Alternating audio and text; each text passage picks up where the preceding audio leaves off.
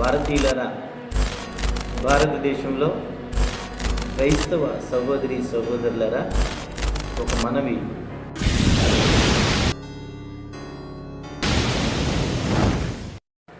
భారతదేశంలో ప్రపంచ దేశాల్లో ఉన్నటువంటి భారతీయులందరికీ నేను ప్రత్యేకంగా ఒక మనవి చేయాలనుకుంటున్నాను.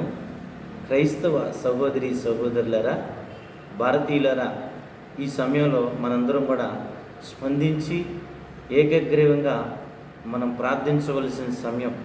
మన దేశం కోసం, మన దేశం తరపున యుద్ధం చేయాలని సిద్ధపడుతున్నటువంటి మన దేశ నాయకులు, ప్రధానమంత్రి మోదీ గారి కొరకు, అట్లాగే అమిత్ షా గారి కొరకు, అట్లాగే రక్షణ మంత్రి రాజ్నాథ్ సింగ్ గారి కొరకు దేశ సరిహద్దుల్లో ఉండి యుద్ధము చేయడానికి సిద్ధపడుతున్నటువంటి మన సైనిక దళమంతటి కొరకు మనం ప్రార్థించాలి.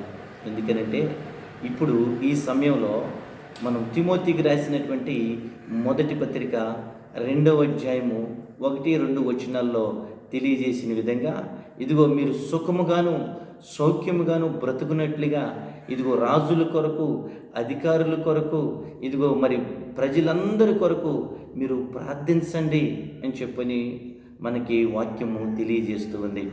దేవుని ప్రేమను బట్టి మనం అందరి కోసం ప్రార్థిద్దాం. మన దేశము క్షేమంగా ఉంటే మనందరము క్షేమంగా ఉంటాం.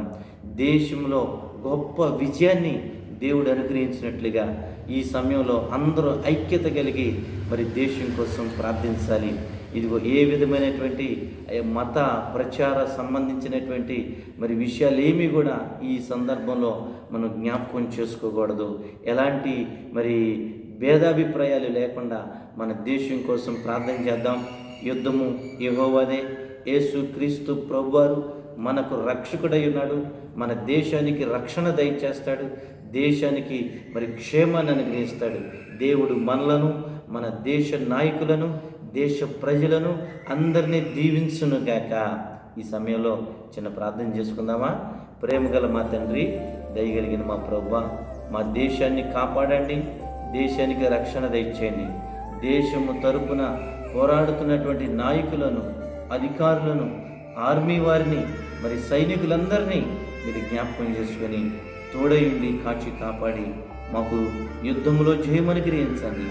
గొప్ప రక్షణ దేశంలో కలిగించండి అయ్యా. మీరు తోడయుండి సహాయం చేసి మా దేశాన్ని ఆశీర్వదించమని యేసు క్రీస్తు నామమున ప్రార్థిస్తున్నాము తండ్రి. ఆమేన్.